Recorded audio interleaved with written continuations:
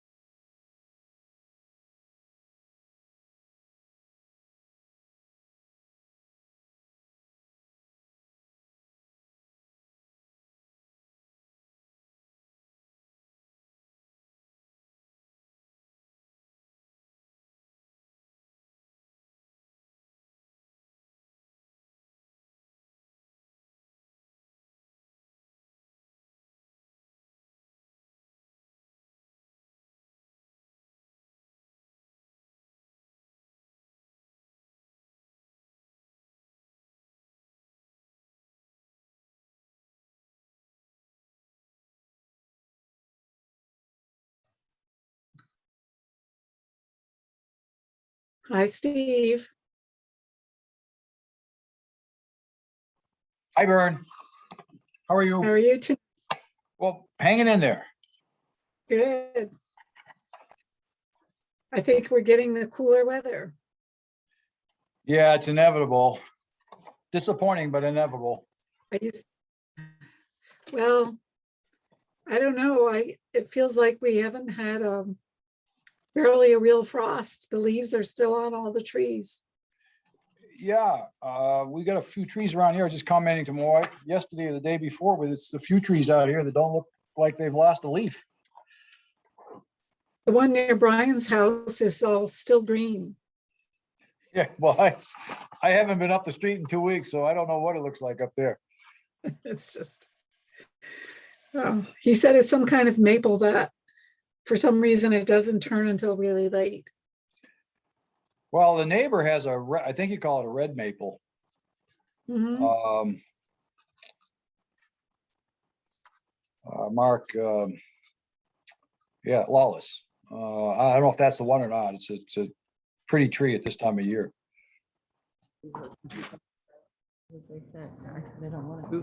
Did I press something wrong? No.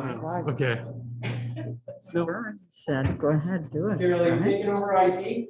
No, There was nobody here. It was. So how I stayed. Should have been all up. Well, this one hasn't changed yet. Way to go, Carol and Thank Jake. you.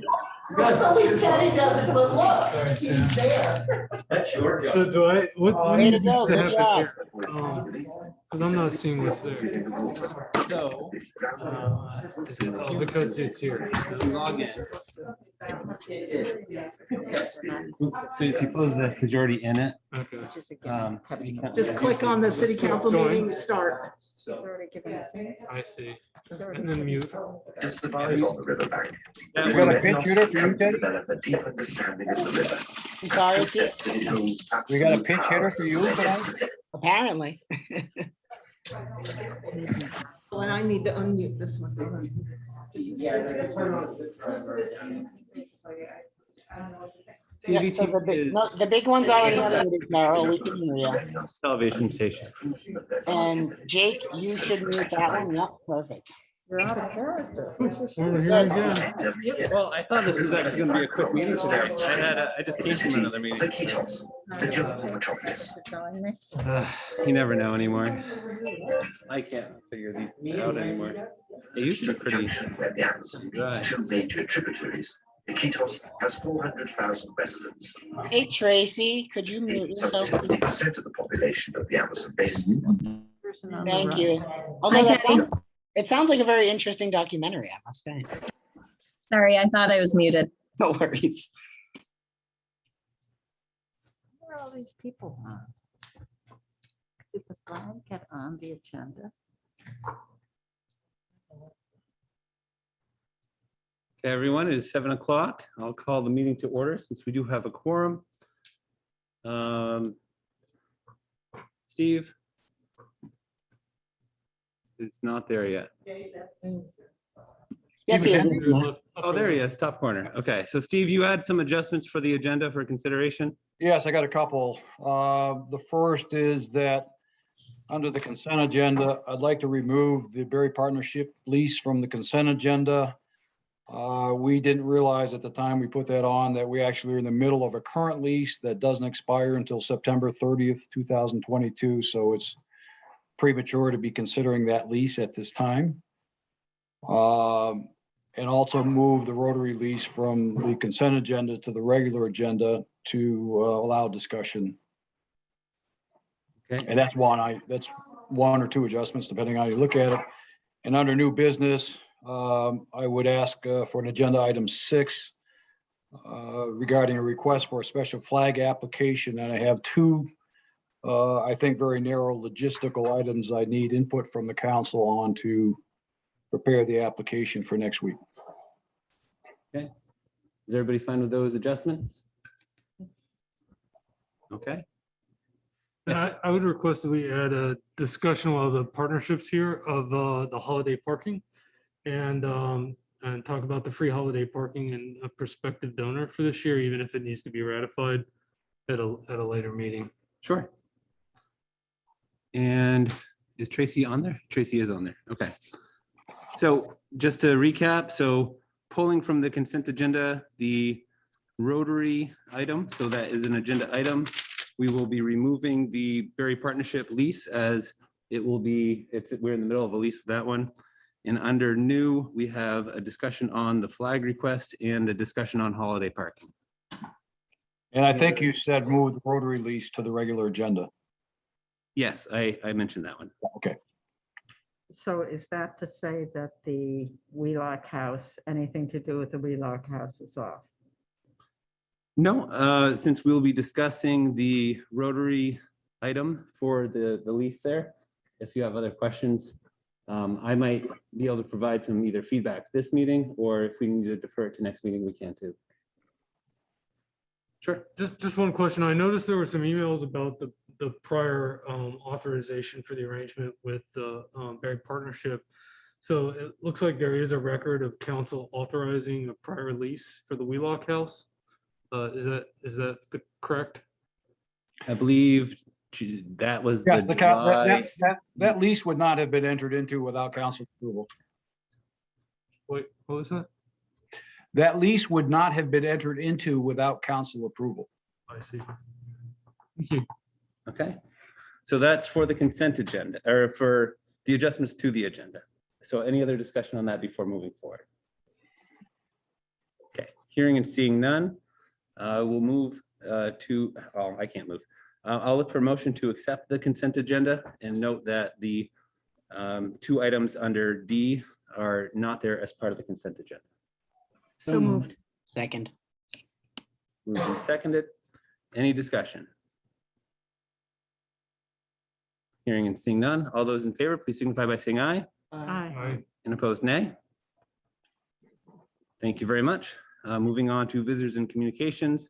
Is there an item that is not on the agenda that somebody would like to discuss? Looks like Bern Rose has her hand up. Hi, Bernadette.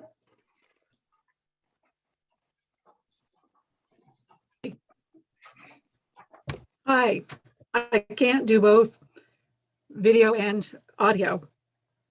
Thank you, Mayor and City Councilors. November is National American Indian Heritage Month. Barre City is located on the traditional, ancestral, and unceded land of the Western Abenaki, known as Indokina. As we take time this month to learn more about the history of Abenaki ancestors, We also recognize their descendants, our friends and neighbors who are still living here. One way to learn more is to buy locally made Abenaki arts and crafts through the Vermont Abenaki Artists Association. The Library of Congress, the National Archives and Records Administration, the National Endowment for the Humanities, the National Gallery of Art, the National Park Service, the Smithsonian Institution, and the United States Holocaust Memorial Museum join in paying tribute to the rich ancestry and traditions of Native Americans. As Veterans Day approaches, I ask us all to remember and to recognize and honor the great and continued service given by American Indian veterans and active duty personnel, as well as all other U.S. veterans. Thank you. And thank you. Are there any other items for visitors? Thank you.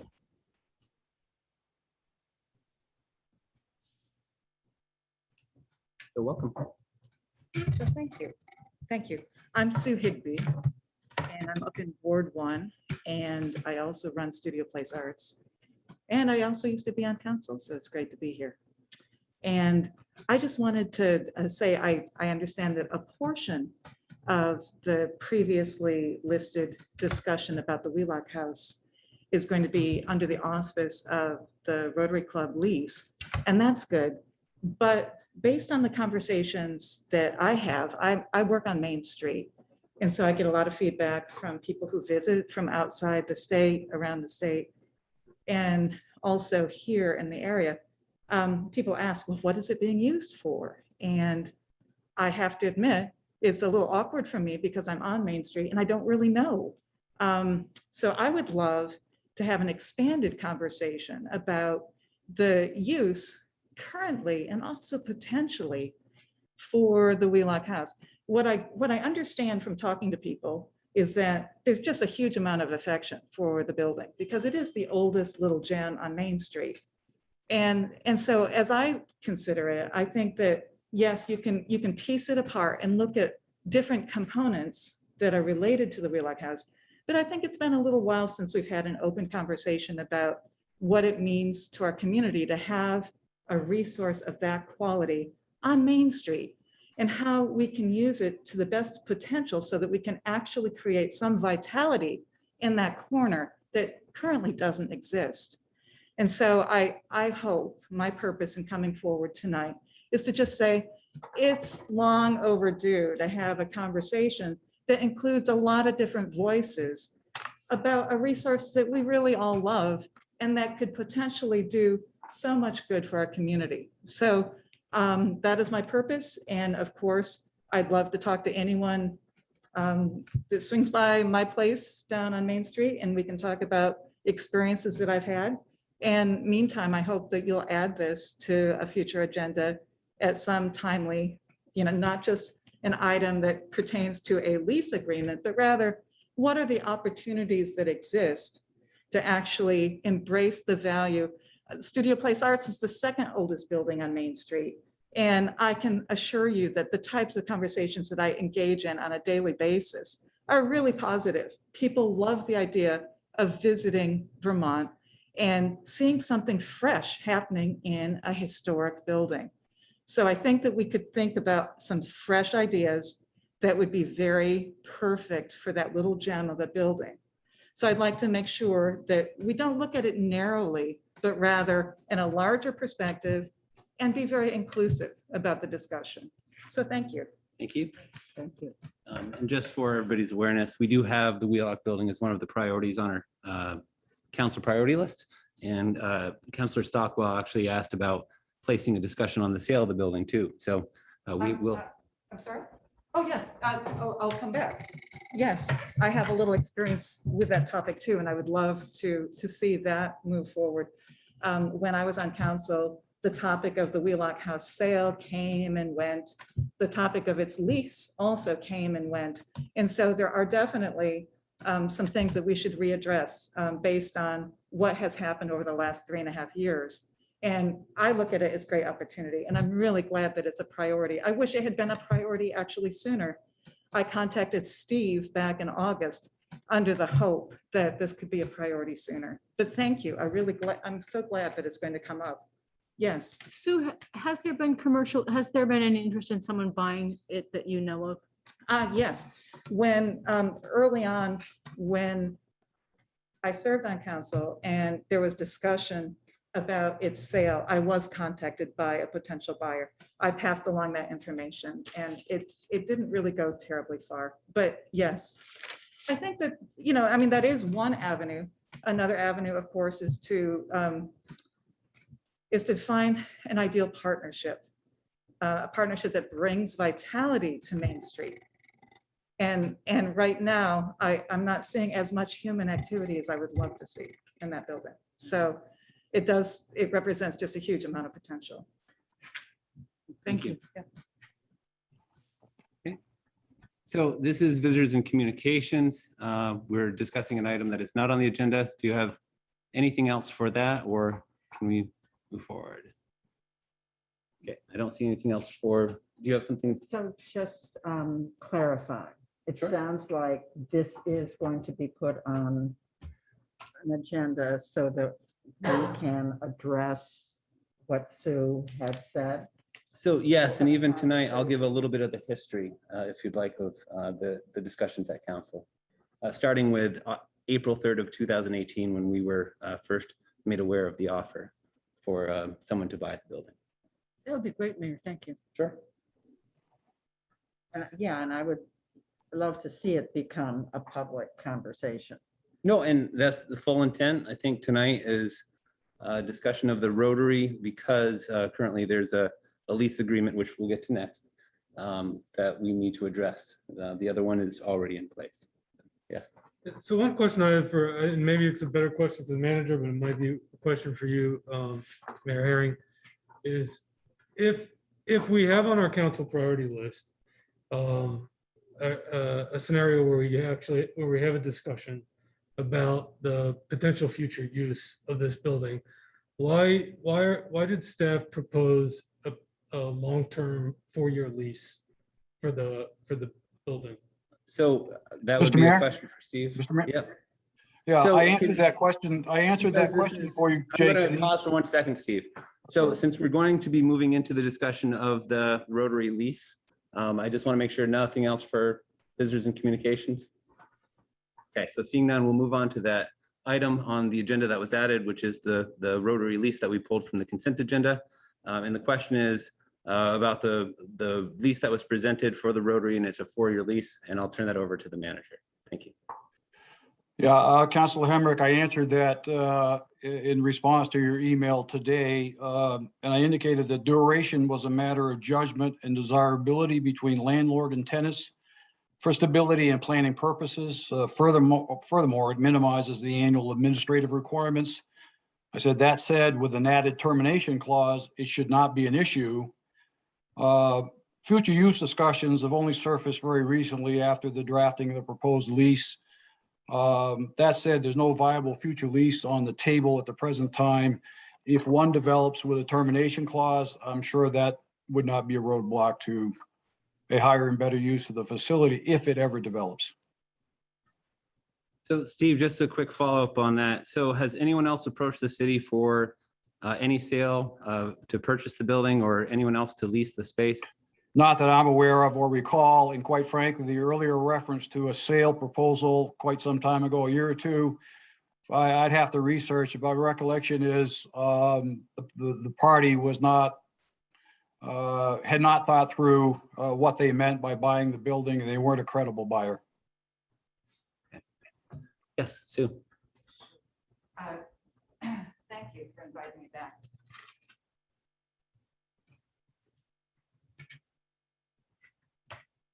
I think that we've learned a lot over the last 3+ years about this space and about its use, or perhaps lack of use.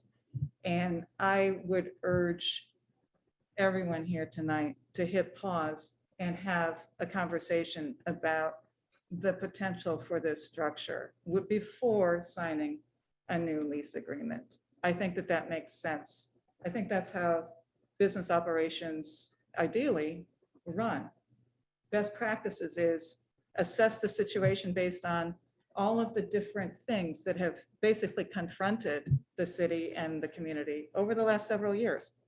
I am concerned that it doesn't make sense. It's certainly not best practices to rush into a lease agreement without having an open public conversation. I am merely one voice, and I do think that there are many others. And when I sent a memo to Steve in August of this year, I certainly sketched out a potential use for that space. Again, I am only a single voice among many. And I think that we're moving very quickly to create a lease for what I understand to be storage. I think that a historic building is more to our community than a storage unit. And so I would really urge us to be very open to the possibilities that exist on Main Street. Mr. Mayor? Yes. I'm a little bit frustrated by the perception that's being painted that somehow the city has ignored or turned down any viable higher and better uses for this building. That's not the case. Nothing that has been presented has ever panned out because there was nothing. There was no financial stability behind or any credible financial proposal. The council has previously approved the use and the lease and or the use by Rotary. This is merely catching up with the administrative details. As I said earlier, it's not like we're rushing to somehow lease this building out to preclude the sale of the building. The sale of the building, if something comes through, or a tenant who's willing to pay real money to be in that building, these leases will not preclude that. These leases were an effort by the council to work collaboratively with two nonprofits in the community who are working for the community's benefit. There's this perception that somehow we're rushing to judgment to enter these leases, and that's just a utter misrepresentation. Rich Maury? Thank you, Mayor. I just want to comment. I don't see anybody here from Rotary, so I just want to clarify Sue's comment about Rotary using it for storage. Technically, that is a correct statement. It is used for storage, the Rotary space, but it is used for storage as an emergency shelter for DCF intake kids. So that could be a child anywhere from a baby to a teenager that may need emergency shelter over the weekend, and the DCF office doesn't have access to clothing or supplies. So it's not just a storage space per se for Rotary to store their own personal items in. It's actually used for DCF emergency storage. So I just wanted to make sure that was clear to everybody and that there wasn't a perception that it was a general storage closet. Thank you. Councilor Booten? Yeah, so for those that don't remember, we did have someone in there that was a business. And Steve, can you just remind us the amount of work that went into dealing with that? I mean, we had to collect rent, and it wasn't, if I recall, there was like back due rent on there, if I recall that correctly. It was not a fun process. I mean, that I remember. Now, I might be wrong. Well, I mean, as with any landlord-tenant relationship, you always have, I think, those kinds of issues. In the final analysis, the city was held whole. The effort was a creative effort that was of interest to the city and benefit to the city, I think, in an effort to try to take a vacant space, make it into a welcoming space in the community for visitors, and to be conducting business, but it wasn't,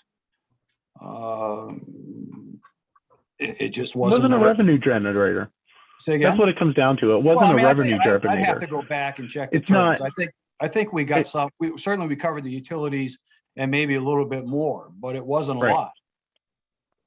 one of the positive things about having, for example, the partnership in there is that we are very closely related to them because we supply them their budget, right? Most of their budget. And the Rotary, they're helping pay for the utilities on the building. And we've already been down the conversation about the unforeseen or unknown realization of money that just is talked about but is never there. And when people are pushing ideas that they benefit from it, that can be frustrating. So I mean, I guess at this moment I'll just make a motion to approve the lease for the Rotary. Okay, is there a second?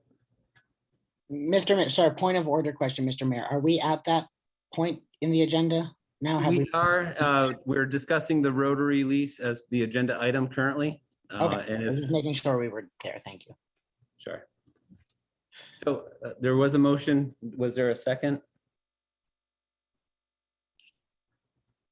I'll Okay. second the motion. Okay, motion's made and seconded. So under discussion, I do want to provide a little bit more of the history. So starting back in 2018, which is 3.5 years ago, there was an offer which the manager already spoke to that didn't really pan out to be a real offer. There was a discussion also about using the building for multiple purposes.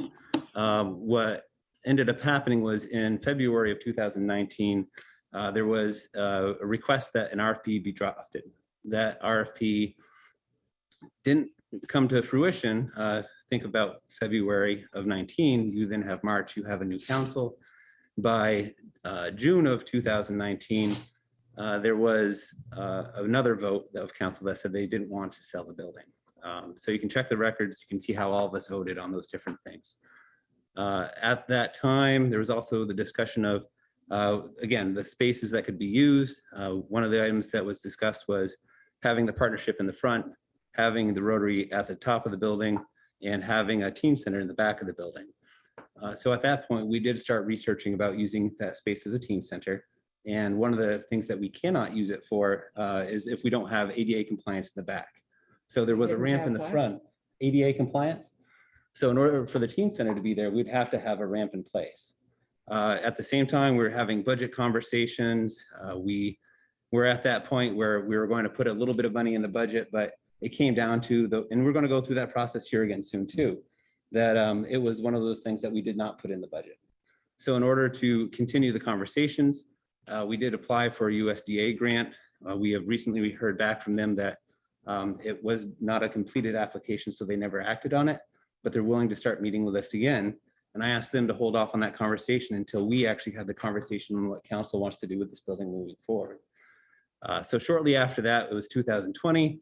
And we all know that the last 22 months or so of that 3.5 years has been COVID. So there's not much we've done in that space since.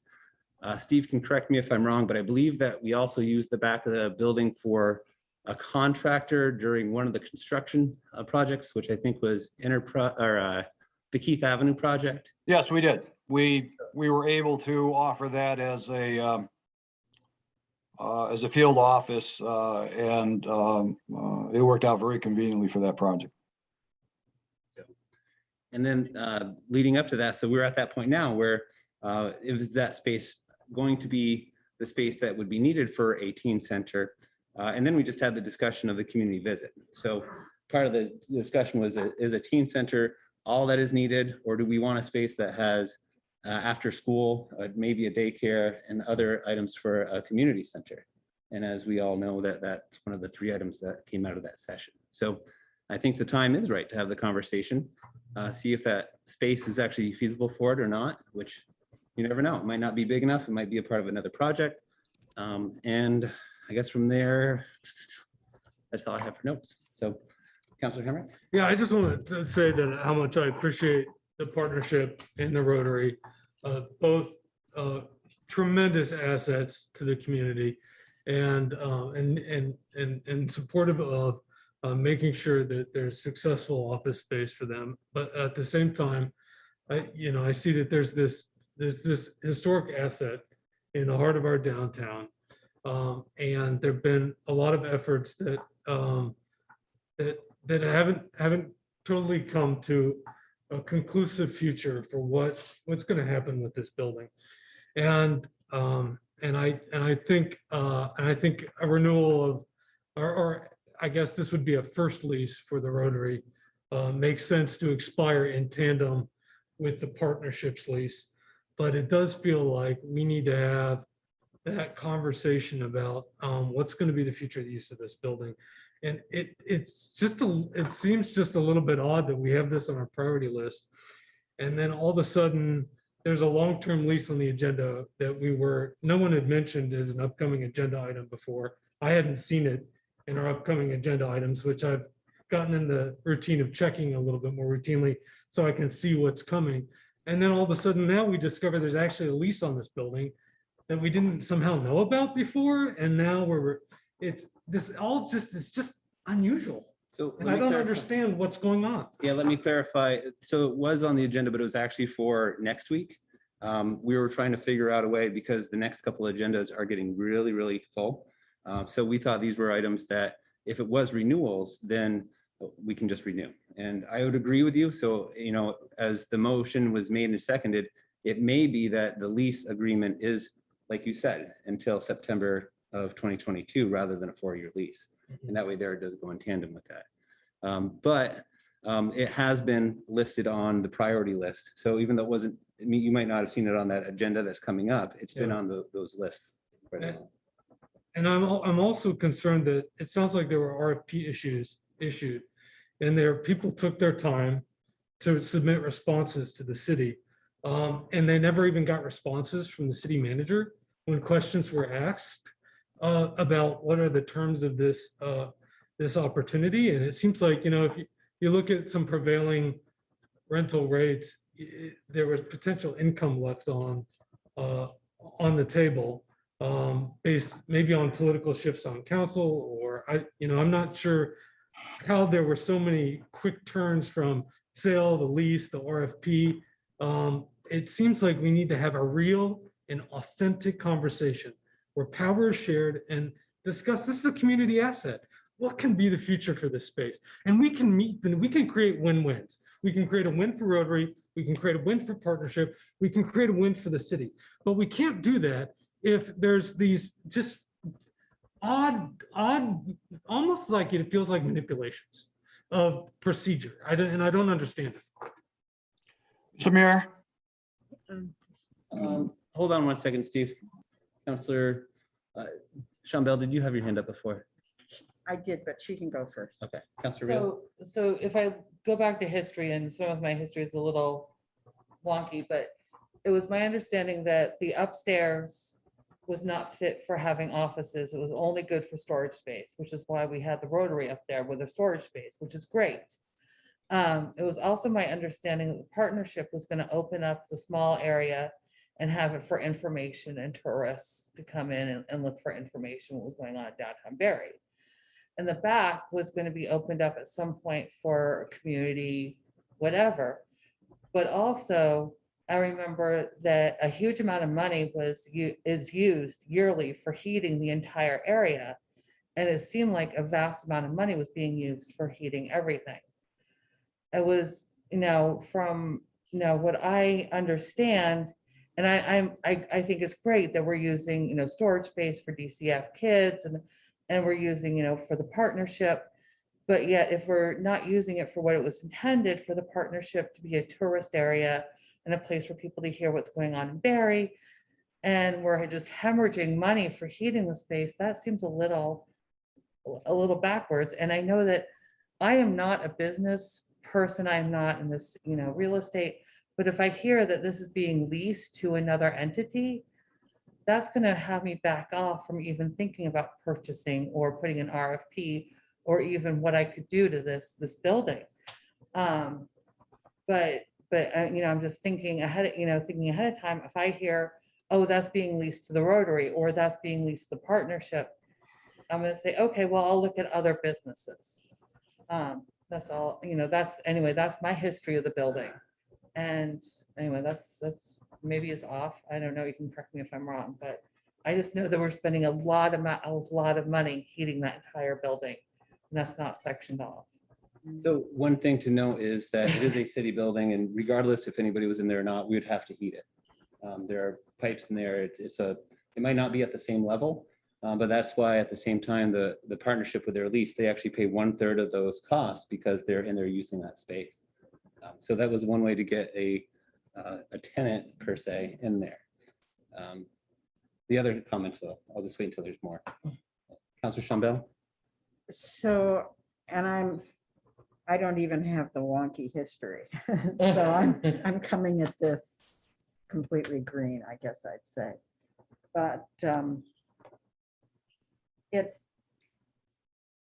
what I'm hearing, the fact that there's not a formal rent applied for anybody, you know, either for the partnership or for the Rotary, that when Councillor Hemerick says there's money left on the table, you know, I just wonder if that is a potential thing we should be looking at. And if indeed there have been people who have applied to the RFP for use of the building also, how does it get decided who gets to use the building, so to speak? Sure. And I just wonder about, I don't know if the word fair is the correct word to use in this, but the fairness of how it's determined, who's going to have the opportunity to use it. And then again, just what's on the table, the long-term way we look at this property, which is one of the most stunning and surprising buildings in town. You know, because it could be such an asset, and it could get used by so many entities. And if we just fill it without having the conversation, and in a way that seems very quick to all of a sudden be doing this lease, I just wonder about the wisdom of us making the decision that quickly. And within the agreement with the Barre Partnership, again, that is, the structure is the 1/3 that they pay for their utilities. Just another reminder that we also pay to the Barre Partnership. So if they are to move, I'm sure that there would be additional costs wherever they move to. And we'd want to make sure that we understood what that expense also meant for us. Rich Maury? Thank you, Mr. Mayor. There's been a bunch of things said, so I'm going to try to recap and have some corrections and points as well. When you were going through your summary, first of all, you forgot to include that Amy from Amy's Armoire had been using that back portion of the building as well. For those not familiar with Amy's Armoire, it is a secondhand store. Amy actually works for DCF as well. So I think, Mr. Mayor, you would actually given her the okay to use that space as well. I may be wrong. In regards, so no. Okay, my mistake. In regards to Councillor Real's point about the heat, yes, the Barre Partnership actually does pay for 1/3 of the utilities cost. That does include heat. The Rotary as well pays for 1/3 of the cost, including heat. So right now the city's on the hook for 1/3 of that utility cost. If another nonprofit business entity were to go in there, then all utility costs would be covered 1/3 each by the occupants of that building. So that would actually completely remove that from the city's pocket. In regards to Councillor Hemerick, your points about having a community meeting, you may not have been living in Barre at the time. I know former Councillor Higbee attended. I was there, and other various people on the call tonight. We did actually have a community meeting at the Wheelock House where we invited everybody to come in and walk through and see it. From that point, the conversation did shift from selling it once people became aware of what the building was and the history of it. As a side note, for anybody that attended Rockfire this year on Friday night and went through the tour of the skits, one of them was actually on the history of the Wheelock House, and Mrs. Wheelock was portrayed by somebody telling the history of the house. So it does have a deep history within the city. I remember from being on council at the time that The RFP was put out there. We never got a formal quote or interest from anybody that was looking to utilize that space for purchase or for rent. I believe at the time one person expressed interest, and their interest was simply a comment of, I think a bakery would be nice there. They never actually followed through with that request. So, we have been down this road before, and it was in late 2018 into 2019. And we did have these conversations and nothing ever came out of it. So we have been down this road before, and we have had these conversations. This is not a completely new subject with any of this. And then also there has been interest from another nonprofit within the city of occupying potentially that space in the back. It would be nice to have a divider between where the partnership utilizes the space and whatever entity went in the back. So something to consider would be that some type of wall with a door would be required there. And, that would be a discussion for later, whether the city took care of that or if the business is occupying it did. But most importantly, I think having Jeff Bergeron come in and discuss the condition that the building is in. I think many of you on the call tonight probably haven't been through the Wheelock House and to see the condition that it's in and some of the repairs that would be needed if it were to go for sale, or if you were to have a business go in there that was operating for profit. So I would suggest, if you want to further this conversation, that perhaps you have another community meeting there, or even reach out to Jeff Bergeron to find out the condition of the building. The tourist center or information center that was pointed out was actually a topic of conversation. The problem was going to be who was going to unlock that first outside door on the sidewalk level and who was going to lock that every day. I think asking Tracy to do that every day might be a bit much. I don't know how people feel about adding that duty onto Jeff or whoever he was designated for that. But that option was pursued. That happened right about when COVID first came on. I know that Tracy and myself had reached out to Agency of Commerce to get one of the wooden racks and pamphlets that you find most often at rest areas. And I will say that has fallen by the wayside in the meantime, but also during the pandemic, I don't know how successful that a tourist center would have been with the decrease in traffic flow that we saw with all the businesses being closed. So I think I got everything. I appreciate you letting me taking the time to say everything I had to say. Thank you. Thank you. So Councillor Wazazak, and then Sue, and then Councillor Booton. Mr. Mayor, I have my hand up too, please. Yep. Cool. Thank you, Mr. Mayor. I agree with a good chunk of, I agree with Rich's summation of the process that happened. I would say that that's a pretty accurate reflection of what happened a few years ago. And I was then, and I remain now, and we heard from the community that there is not an interest in selling, or at least there wasn't in 2018-19, an interest in selling the Wheelock House. I remain committed to that. You can sell it once to the Barre Partnership, and I trust Tracy to hold that building and take care of it the way it has to. But I do not trust the person after Tracy or the person after who trusts Tracy. That building, to me, is downtown Barre, and I am not interested in selling it. That said, I do also agree with Rich.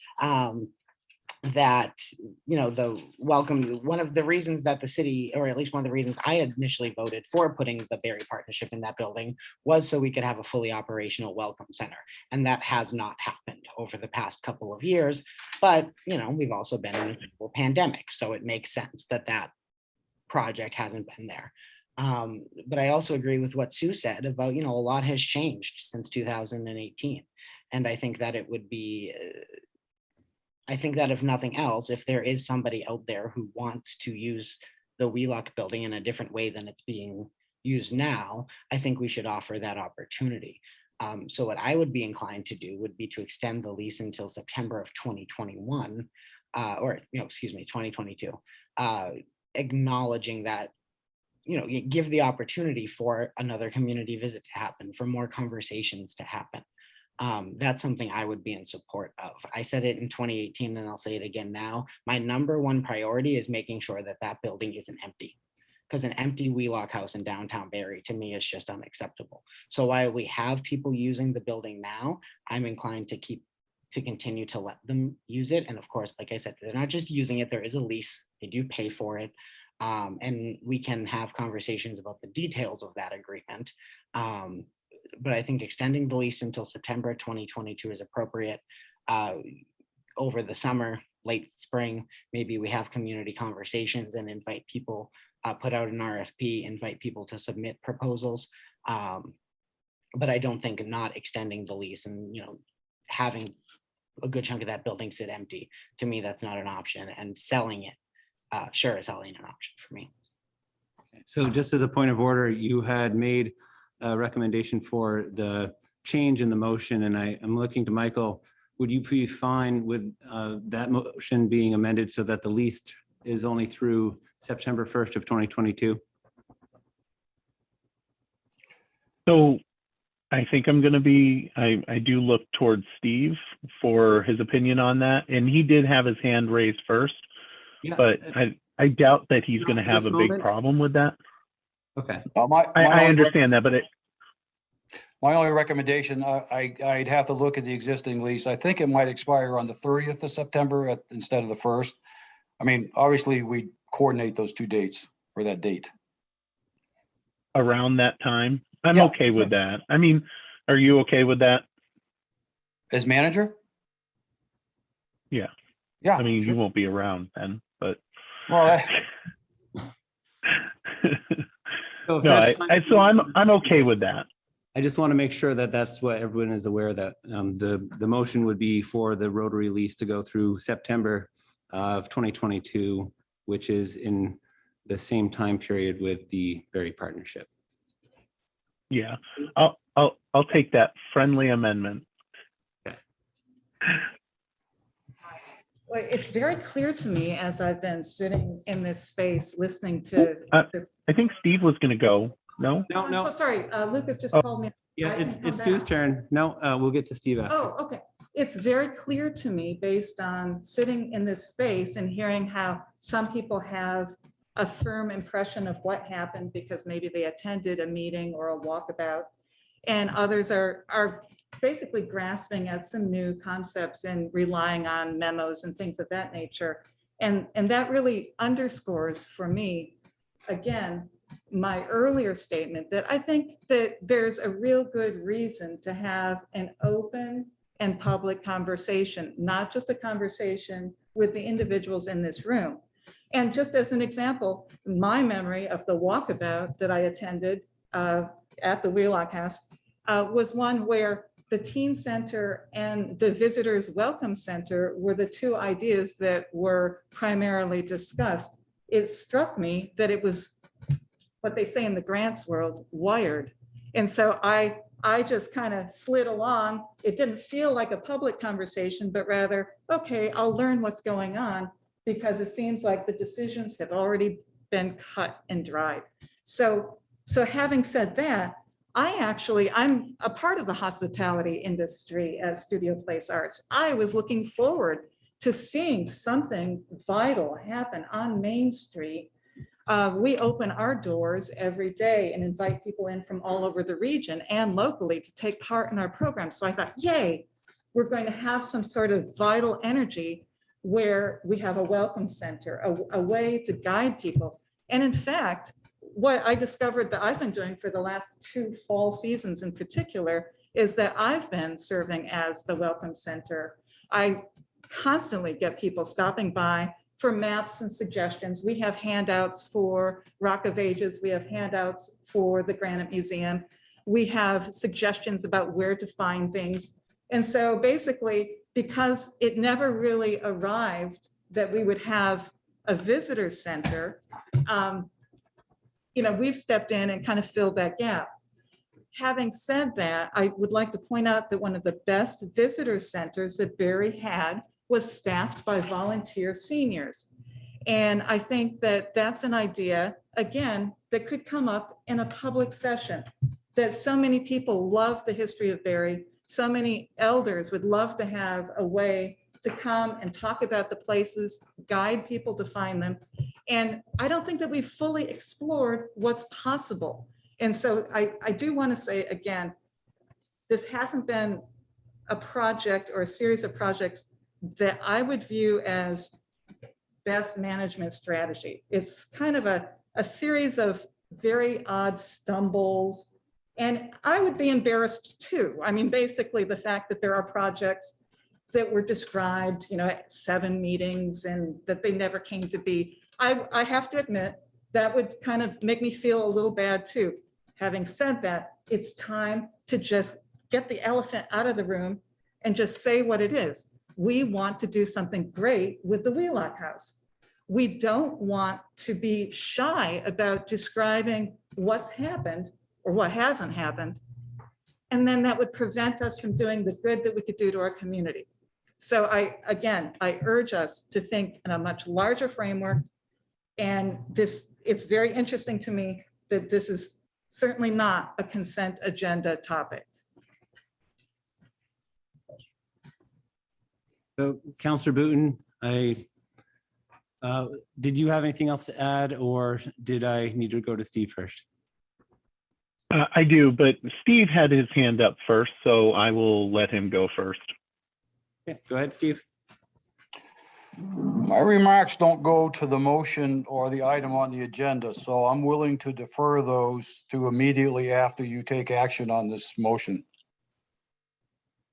Okay, so with that said, since you're passing for a minute, Councilor Wozniak, I see what you're saying, sell or gift it to the partnership, and you're right. Tracy, yes, who knows what comes next? The idea with that, and I had actually talked about this, was possibly having a deed restriction similar to what we did for the Granite Association building. Just something to think about if we were to ever go down that route.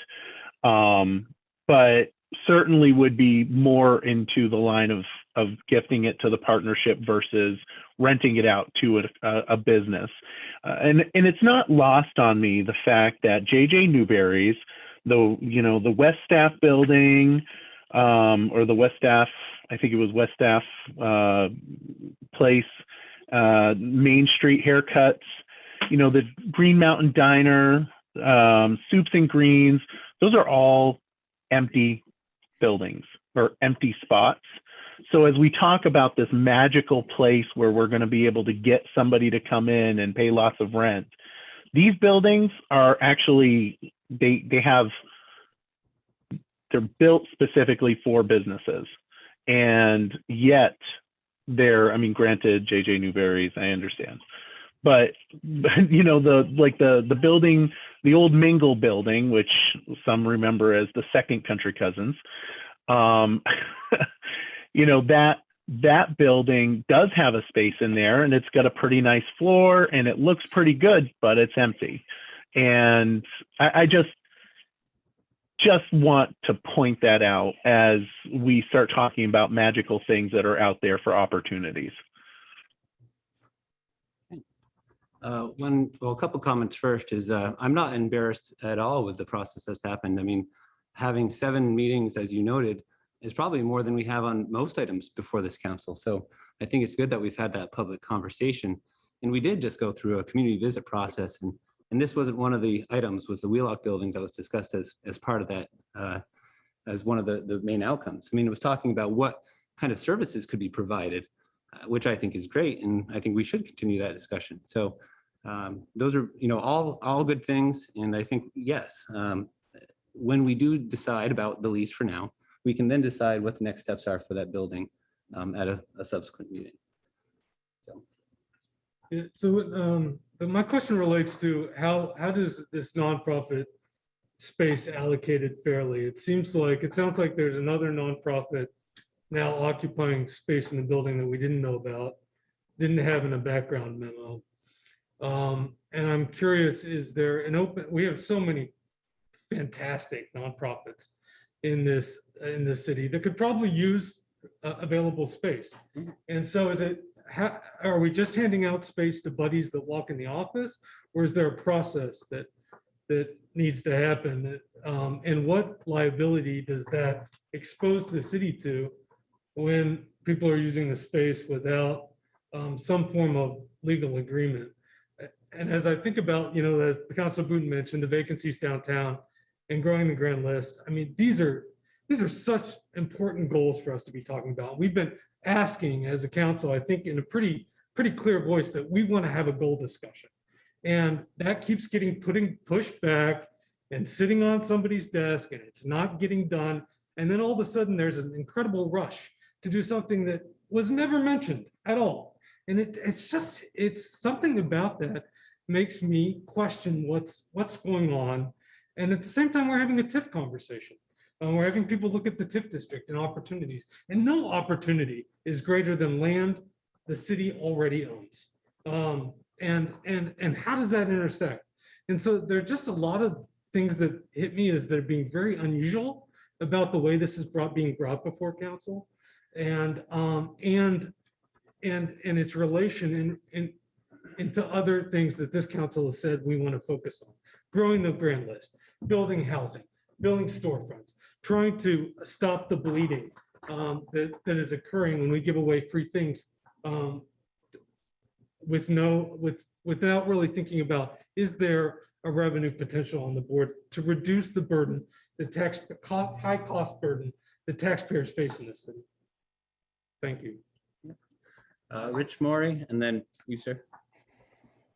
My comment is coming strictly from a taxpayer and resident of the city, but I agree with Councilor Hemmick on, raising the grand list and increasing revenue. And, if those are the conversations that council wants to have, I think if you look through the budget and look at the line items on buildings that lose money continually every year, I think you find that there's two big ones that stand out on top of the hill that continually lose money. So maybe that conversation should be, what do you do about that? Those are not revenue generators. I'm not suggesting that I think selling them or anything is a great idea, but those buildings continually lose money every year. And yet the city goes out there and fixes the ice maker and fixes the boilers. And, we aren't turning a profit on it. So why is the city continuing to operate them? I mean, You I could couldn't agree hire- with you more. And there are communities that run recreation programs as an enterprise fund. Communities like Colchester bring in $800,000 a year because their budget invests in that. And we started a department by department review with no discussion about what our goals with this budget are. And I'll say, we're going to have that discussion next week. But we're doing it a little bit cart before the horse. The only other thing I was going to add is that there's plenty of management firms that manage arenas out across the country that may have an interest in coming in and potentially running, promoting, and doing the upkeep and maintenance on those buildings. And the turnaround is that you split a portion of the profits or revenue from those buildings. If people are really serious about wanting to have tough conversations on things that a lot of people in the community aren't going to like because they're so deeply seated in their memories of what used to be, that might be a place to start. So thank you. Sir. My name is Mark Wasco, and I just wanted to comment on a couple of things. I lease a tremendous amount of space in Burlington, approximately 16,000 square feet. And if one of my landlords ever told me that I could occupy a space of any sort and pay a third of the utilities, the fact that the building needed some work really wouldn't be an issue. Because if I was serious about the space and I needed the space, I would be happy to repair it at my own cost if all I had to pay was a third of the utilities. So that seems like a tremendous deal. So I just like to offer the council that anytime you want to offer me a building and all I have to do is pay a third of the utilities, I'm in. And so I just think it's really crazy to think that this is an okay deal. People don't give away things like that. It's not a good idea.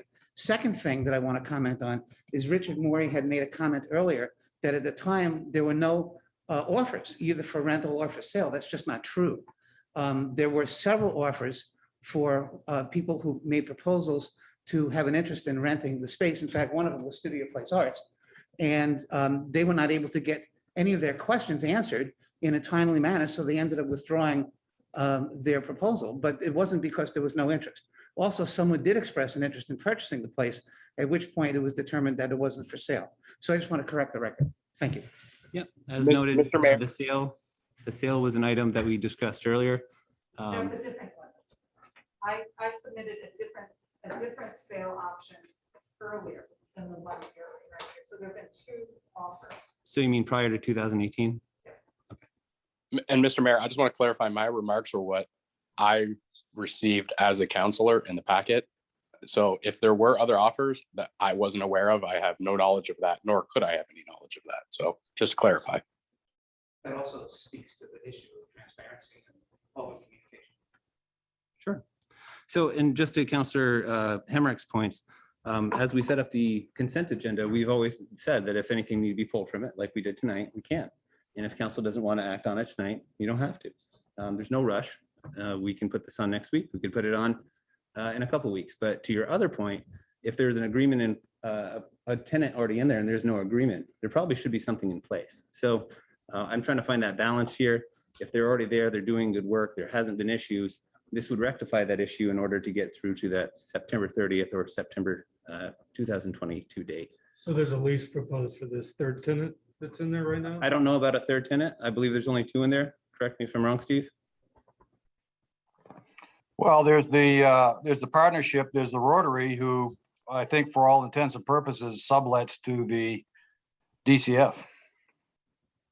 Yeah, and And- just, could I add one thing, Mr. Mayor? Well, just one other item is, so we have been talking about goals. We've talked about doing a strategic plan. And the RFP is basically the piece that needs to be done. And Steve, I think you're working on that for either the 9th or the 16th to come before council. Yep, along with 12 other things. Okay, Councilor Wazizak. Yeah, I just wanted to add one last point. That council did, I know the first half of this conversation focused specifically on the partnership, but the council of 2018, 19-ish, around there. The council did approve both the Rotary and the Barre. Just to be perfectly clear, there is no one in that building right now. There is no one using that building that does not have the express permission of the city council. Steve, did you have anything else? Not on the item. I have a comment afterwards. Okay. Councilor Shumbell? Did I just hear Councillor Wazizak say that in 2018, both Rotary and the partnership were approved to be in the Wheelock building? Is that what I heard? 2019. Yeah, Tracy advises that it was fall of 20. I didn't remember the exact Okay, date. and the partnership had a lease, Correct. but the Rotary did not. And I believe that's also correct. And then Amy's Amore is in the building as well. Who is? Amy's Amore.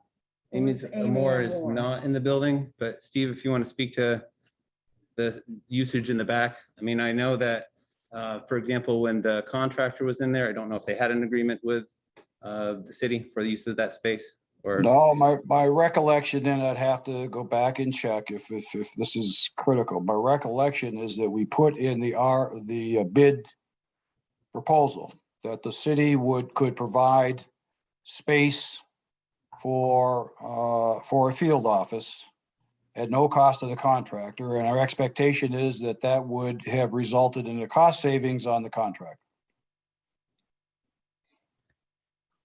So how is it decided whose RFP gets honored and whose RFP does not get honored?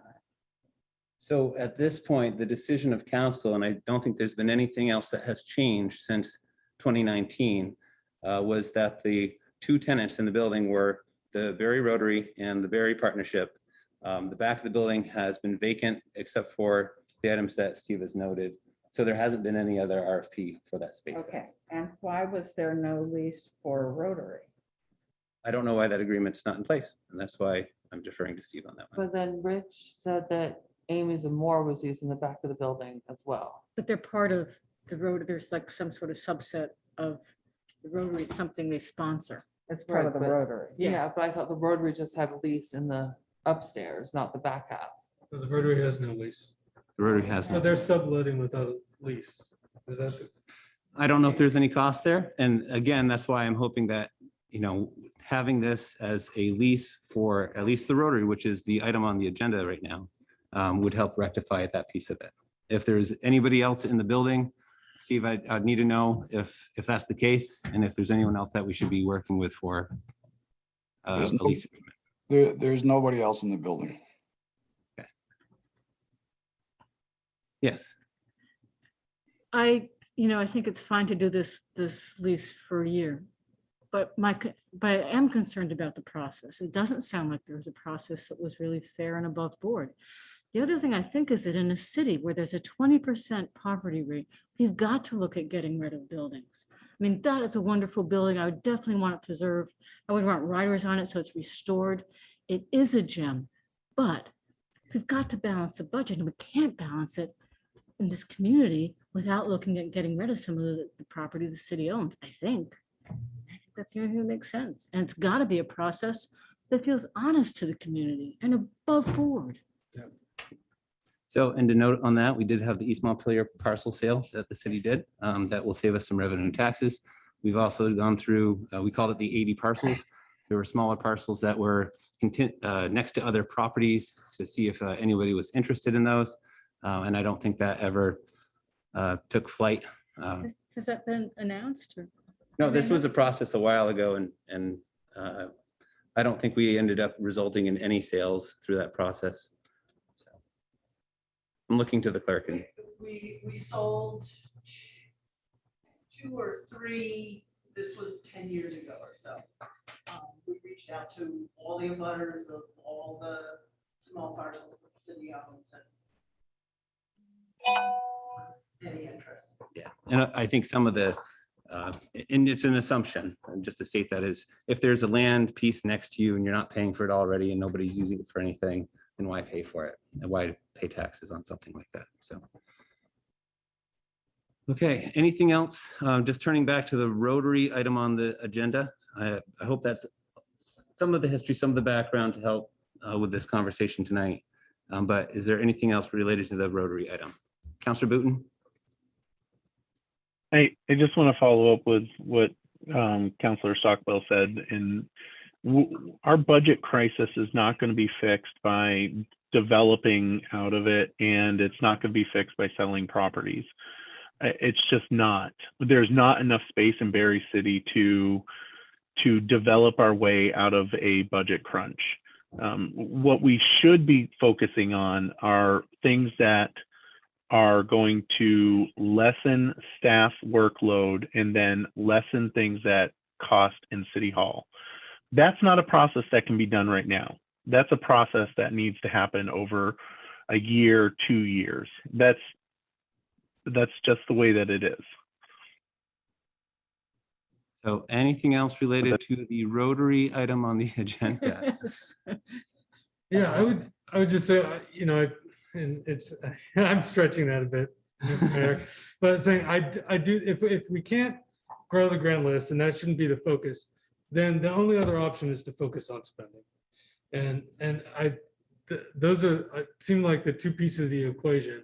And I was looking for a slide from Dominic Cloud when I was down in Arlington. He's the city manager of St. Albans. And I think before they put in their TIF district, I can't find it, but they were growing their grant list at maybe a couple hundred, in 100,000 range each year.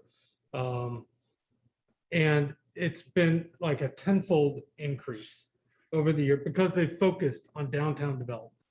And so I think there is a path there. And I think we can do that in a way where we don't just do handshake deals, that we put the legal instruments that need to be in place, that we do so in an honest and transparent way. And that there's a clear process for how these things roll out. I know one thing I would like to see is, this reminds me a little bit of the lease conversation where we have made the TIF district made public improvements with taxpayer money on private lands.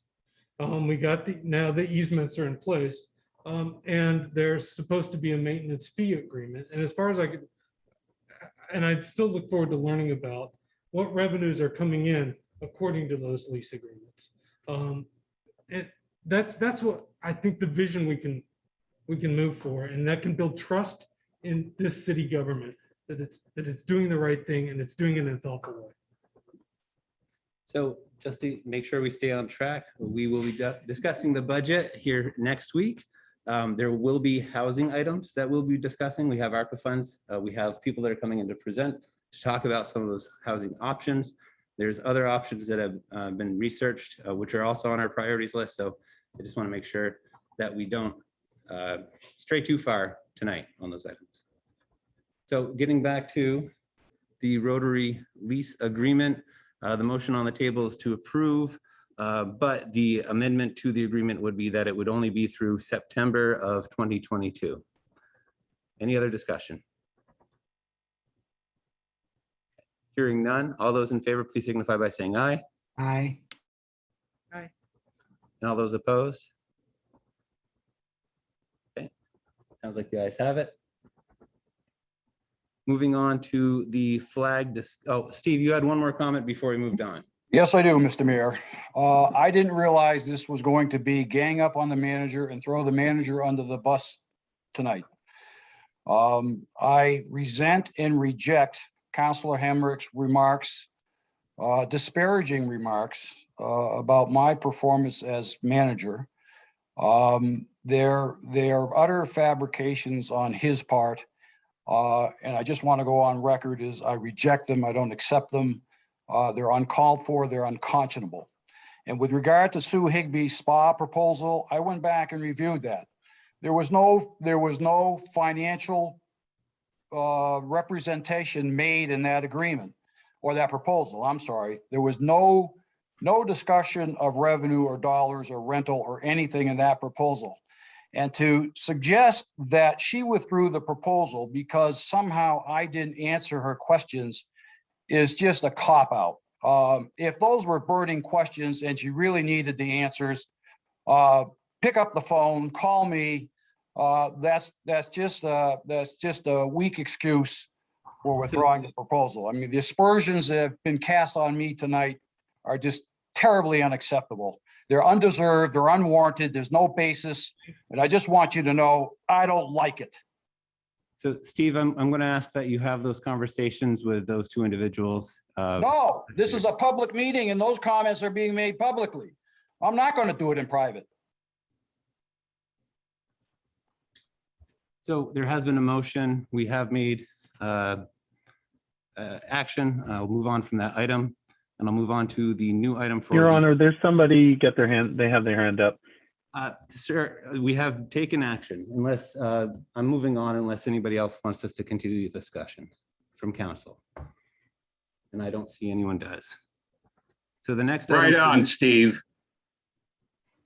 The new item is the flag request. And Steve, you have information that you were asking for. Yes, I had forwarded to the council I'm sorry. I had forwarded an email to the council, copy to the press, indicating that in order for me to put together, working with the applicant to make sure that we have a complete or as complete as I can compare application for this special flag request, I needed council feedback on two logistical, very narrow, very specific items. The first is the council agreeable to the flag being covered under the raising of the flag, it's flying and taking it down, being covered under the city's insurance policy. I forwarded the communication from the insurance representative from Passive, Fred Satink. He indicates that it would only be a matter of adding it to our assets list if it and there's no premium involved and whatever. So it's it would be a cost-free action, but I need to know whether the council will find that acceptable or not. And if it's not, then I will have to tell the applicant to find the insurance. Okay, so first question. Just to remind, is there any cost to the city for including under the insurance policy? No. Okay, so the first question, yes, Councilor Schumbel. I'm confused by the article that came out in the paper today as to what flag we're even considering flying.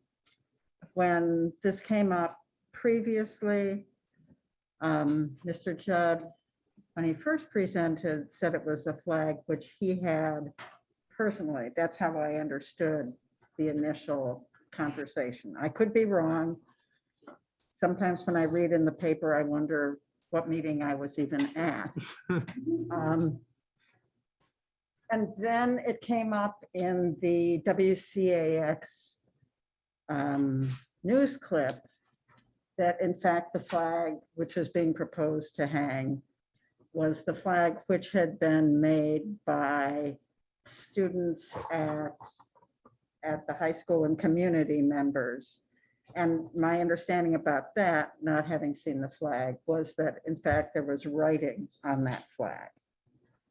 And then today, both flags in the newspaper got mentioned. So what flag is being proposed for hanging? Steve, do you want to clarify that? Yes, the flag that's being proposed for hanging is the flag that was hung in September at the nose of the park. It's that 20 by 30 foot flag. So what American flag was American that? flag. Was that the one with the writing on it, or was that a flag that belonged to the city? So The city Steve, owns that. The city owns that flag. I don't know anything about any writing. So this is not the patchwork flag that was placed together from students. This is a city-owned flag that is a 20 by 30 flag. I believe that's correct. Yes. Now, is that correct, or do you believe that's correct? That's correct. Okay. So any other questions on that? Yes. Councilor Reel. So will this be the president's I can't pronounce that word today. If, all the special flags that are going to be flown will go under the city's license, the city's insurance. That is actually a good question about our current policy, because there were two flags that, of course, were flown on the flagpole, and I believe both of those were privately owned.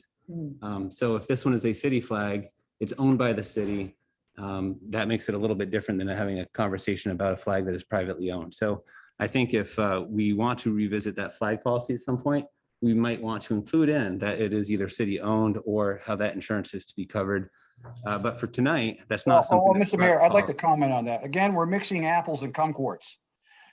The whole reason the issue of insurance is coming up is because this is a very special, very unique hanging of the flag over Main Street. It happens rarely, but it's a very unique circumstance that in theory could pose some risk if the flag were to fall or whatever, but all of the best precautions have been taken to avoid that. That's entirely different than somebody asking to raise a flag on a city flagpole. I can conceive of no liability or no liability exposure that goes to raising a flag on a city flagpole. The only issue there is a political question as to whether the council will or will not allow the flags. Liability is not an issue. So the nexus, just for clarification, is if the flag is owned by the city or if it's owned by a private entity. And that's the only reason why I'm bringing that Well, that's up. another factor, yes. Yeah. So in this case, though, it is owned by the city. So Councilor Wazizak, I see your hand is up. Thank you, Mr. Mayor. So I just want to be completely honest and clear. I'm a no on this. I was no on the last flag request that Mr. Judd brought before the council. Okay, this isn't the issue of the application. It's only the issue of insurance. Well, I think it speaks to your first question, Steve, about, whether the council wants to pursue this in generally speaking. So to recap, the applicant is currently suing the city to overturn a legally held election. The applicant has made Point of order. That is not relevant with a flag application. I just want to make sure that's pointed out. I disagree completely. I think the applicant of any flag request, the intent of that application is absolutely within the purview of the city council. I think that you have to look at the intent, and I do not trust the intent of this for 1 second. I am a professional political operative. A lot of people in town do not like that about me, and I am okay with that. I can smell political maneuvering a mile away, and this is political maneuvering just as the last flag request is. This flag request is meant to put this city council in an uncomfortable political position to give a platform for an individual who I do not think should have a platform. When the applicant is asking to raise this flag, I do not think the applicant is asking to raise this flag because of values principles, which I consider the American flag to represent: liberty, justice, freedom. This request, just like the last one, is made to put a political statement so the applicant can run for political office in Barre City again. This is a stunt to get on the front page of the newspaper. That's what I believe. I'm a no on this. If the Barre Area Veterans Council truly wants to hang an American flag over Main Street, there are a lot better messengers whose intent we could trust than the current applicant.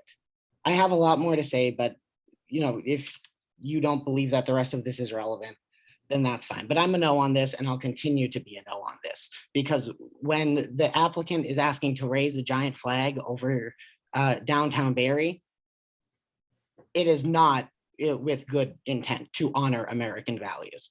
Not at all. I don't believe that, and I'll continue to be a no on this. So just getting back to the question at hand is about the insurance. And is there any more comment or question about the insurance? Councilor Real? Yeah, I keep hearing it's not a special flag request, but yet it's a banner.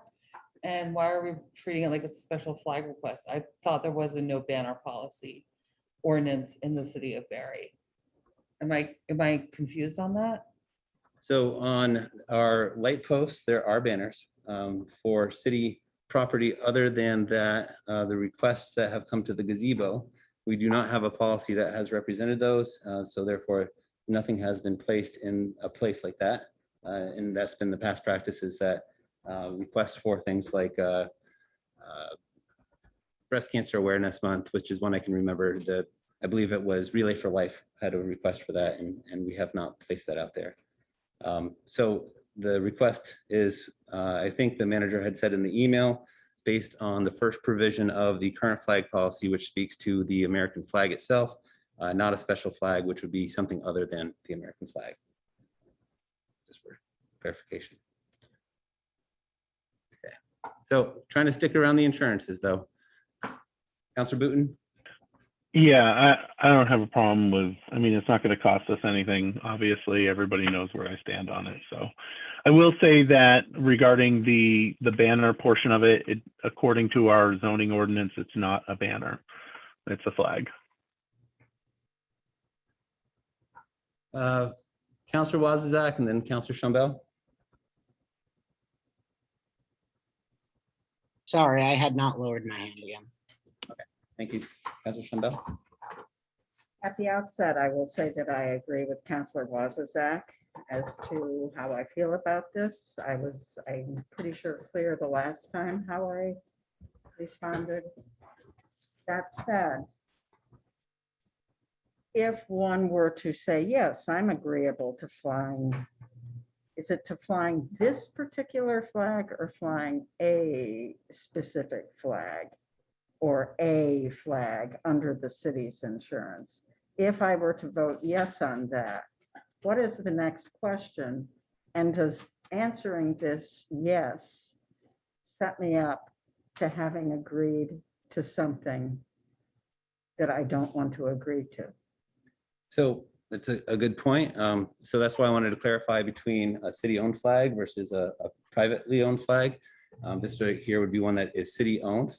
For this example, it would be setting precedent, basically saying whatever we decide for this city-owned flag for that location, we're saying that insurance has been approved by council.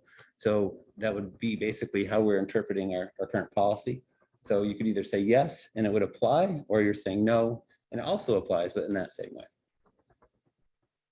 Councilor Himmer? Thank you, Mayor.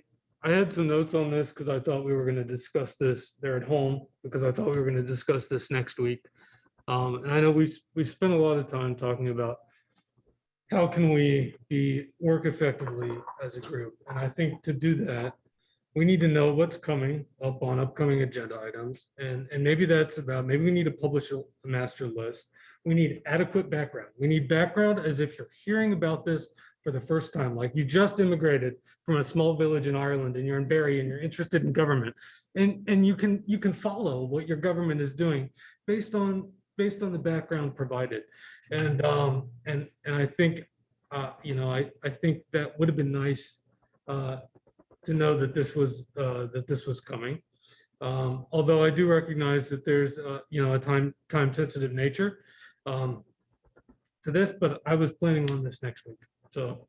Yep. So the questions that the manager is asking is to make sure that for next week, because that's when it would actually be on the agenda for approval, he's making sure that these are the items that council either says yes or no to, because then it would dictate if the applicant has to provide their own insurance or what the second question as well. So if council is deciding tonight that this decision means that it's not under the city's insurance, then that person can go procure insurance for this location.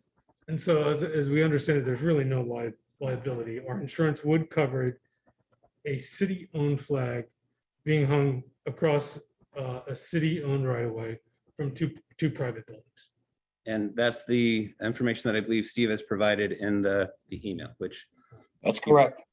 And I just think like we can make really good decisions as a governing body if we get good background ahead of time.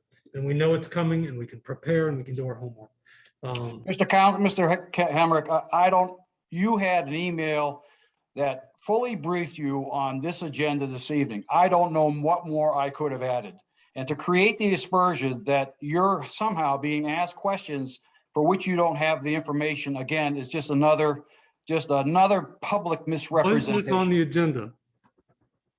So the email that I sent you told you exactly why it's on the agenda. This is a point of order. We had an adjustment at the beginning of the agenda. It was agreed to be on this agenda. So we're discussing these items. These items are mainly for those two questions. The insurance is the first one. So really, it's just a decision tonight if this is how council wants to move forward. Do you want to use city insurance to cover city-owned flags to go across that right of way? And if that's a yes or no, that gives direction for Steve to work with the applicant to come in next week with a complete application. So that's really the question here. The young man. over there. Jesse? And just Jesse, state your name for the record. I'm sorry. Yeah, sure. It's Jesse Rosado. I'm from 47 Merchant Street. And I don't have any real opinion about the flag, but to the point that it was just made, it was my understanding from the agenda that was posted publicly that after the Rotary lease discussion would be visitors in comments. So that's what I'm waiting for. And this discussion has kind of surprised me that it's happened. Thanks. Sure. So at the beginning of the meeting, we did have it open for visitors and communications. We actually had a session and before that was talking about the consent agenda and items to remove from it.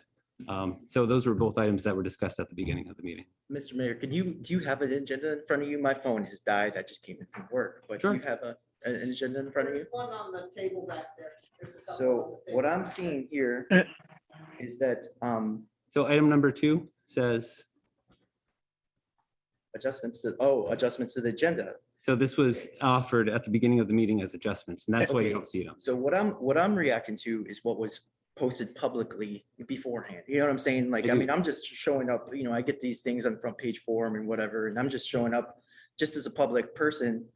And I'm just taking verbatim what I'm seeing. So if you guys go through some process at the beginning of the meeting where you adjust and change things around, how would I know that? You know what I'm saying? I mean, I'm coming in from work, like so I'm hoping to get a chance to speak about, but anyways, I just thought it was time to bring that up. Thanks. No, and to your point, that's why the decision on this would be next week. So if council was to approve this flag request, that would be on next week's agenda. This came up because there's 2 issues that are related to our flag policy that the manager couldn't address related to the application at hand. Yeah, no, and you're absolutely right. The more that we can get these on the agenda ahead of time, the better it will be for. Yeah. Your Honor, we could circle back on him and after this part and just allow him to speak. I think City Council would be okay with that. Yeah. Well, and so Jesse, did you have anything you wanted to speak to on the insurance piece of this? Oh, no, not at all. Okay.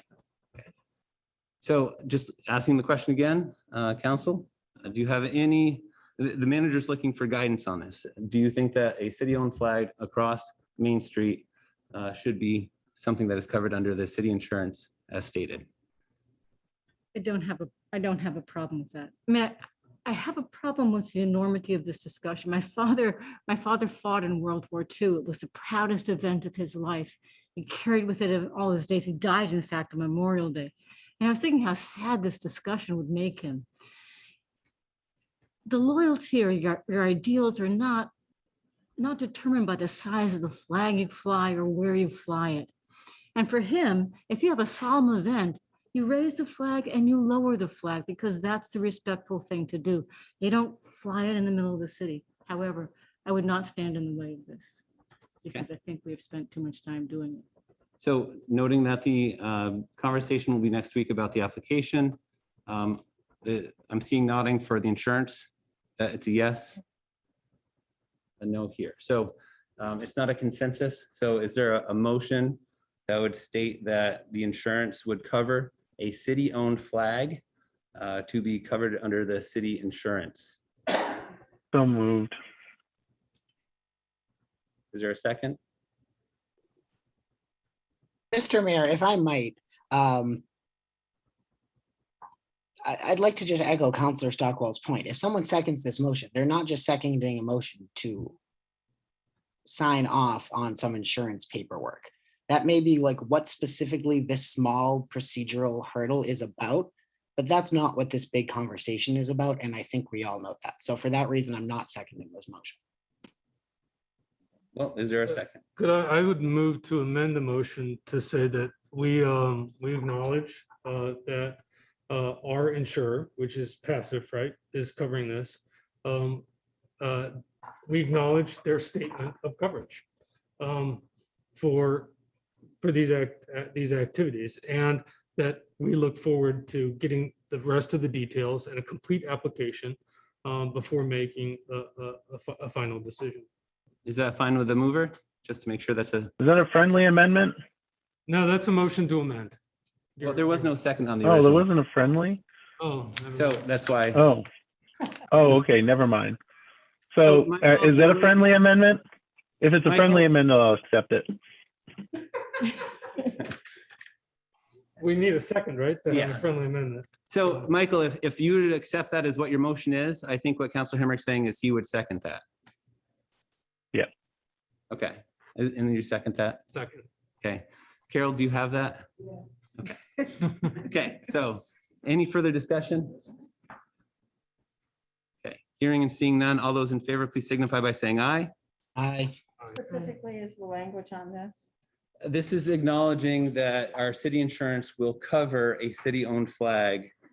Basically, it's saying if we want to hang a flag somewhere as a city, we do have an application process, but it's basically acknowledging, and Councilor Hemrick can correct me if I'm stating this wrong, but we're acknowledging that our insurance will cover that flag. That's all it is an acknowledgement, not an agreement. Yes. Okay. Okay, so just to state again then, all those in favor, please signify by Hold saying up, aye. wait a minute. Are we gonna pull the rug out? Is that what's gonna happen? I mean, I'm okay. I mean, I get it that, city council may not vote for it next week, but are we just saying this so that next week we can say, oh, well, it's not covered, so therefore we're not you didn't get the private insurance? I assume that's not what this motion was. And I to be think clear, what- that is not what my motion was.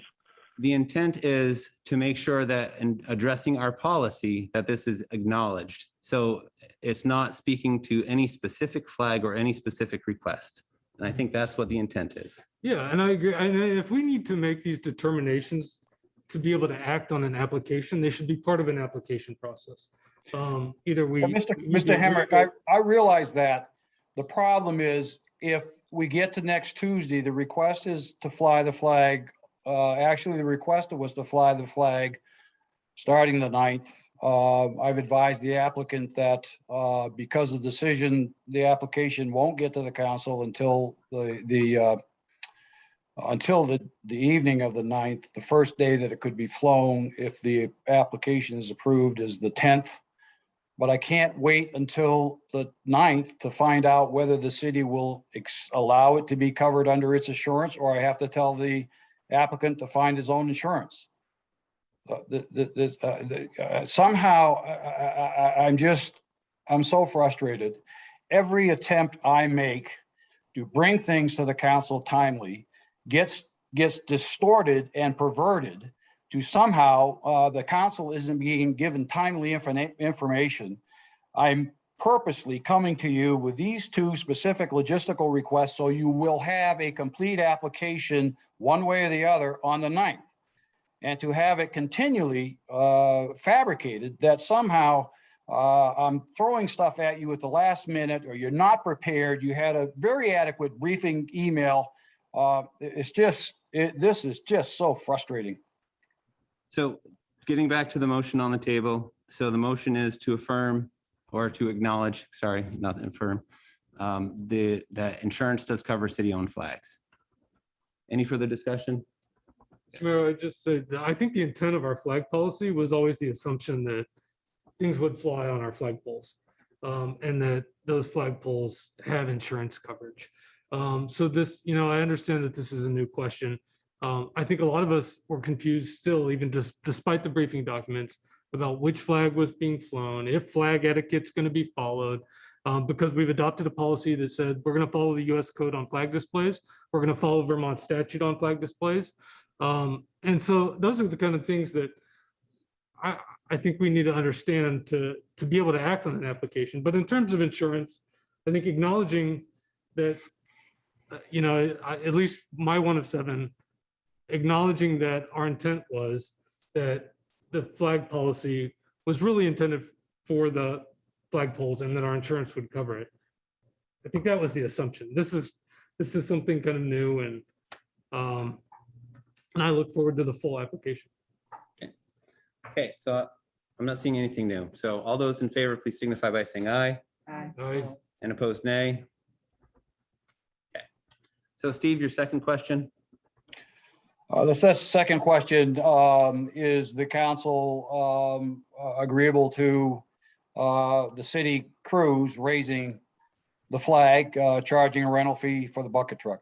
It would be the DPW crews. In the past, the firefighters have raised it, but logistically, we have different equipment, and it would be better for DPW to do it. So just a point of clarification, and maybe this is why it was interpreted with the first one that there might be a different flag. If the city is raising a city flag across the city right of way, do we need to have a rental fee for that purpose? I mean, if it's a city flag.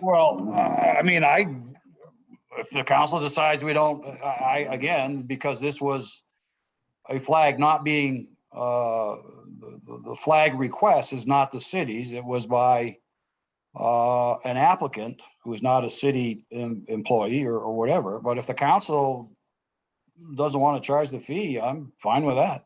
No, I'm just asking the question because I don't know if we charge ourselves anything other for other services. So I don't even know if we have like intermunicipal funds that. No, we don't. Fire department pays, things like that. Thank you. My understanding is that a private citizen can fly a flag on their property, no issue. This, coming through this application process, is the city flying a flag. So it would be the city making a decision, if approved, to fly the flag upon application. And I think we don't need to answer this question until we've answered the first question. And that's what's scheduled for our agenda on the 9th. Right? It is scheduled for next week. So I think, Steve, if this is a city flag to be flown and we are taking up an application next week to fly a city flag, then we can authorize that the city flag be put up and using city staff. If that's the understanding. Again, the council can proceed as it sees fit.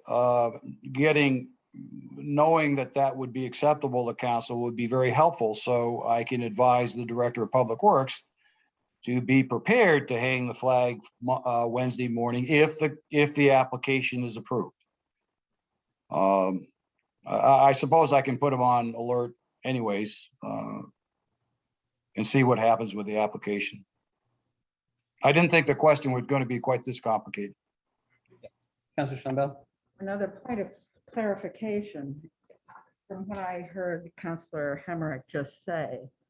If we approved this application next week, then in essence, it would be saying that the city, not the applicant, has decided that it's our decision that we want to fly this flag.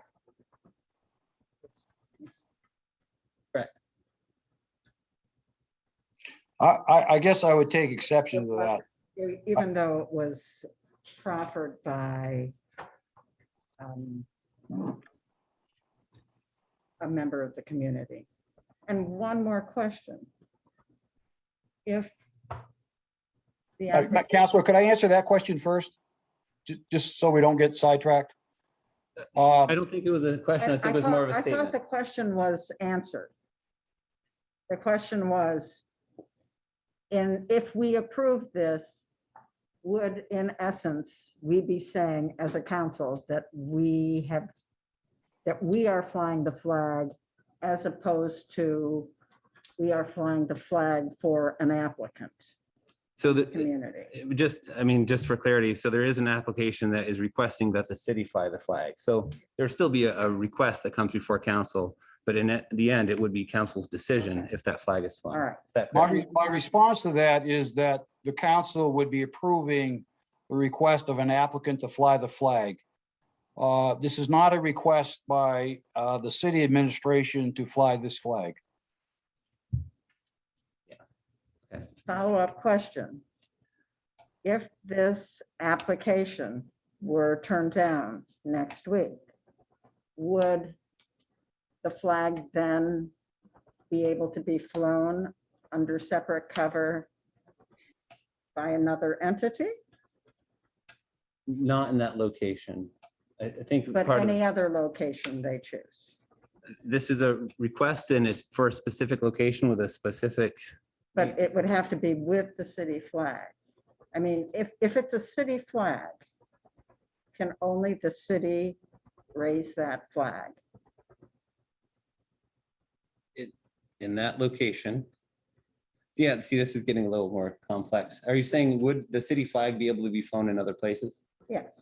So, I mean, I think the city could fly its, But what if the city chooses not to fly the flag then that's the city's choice.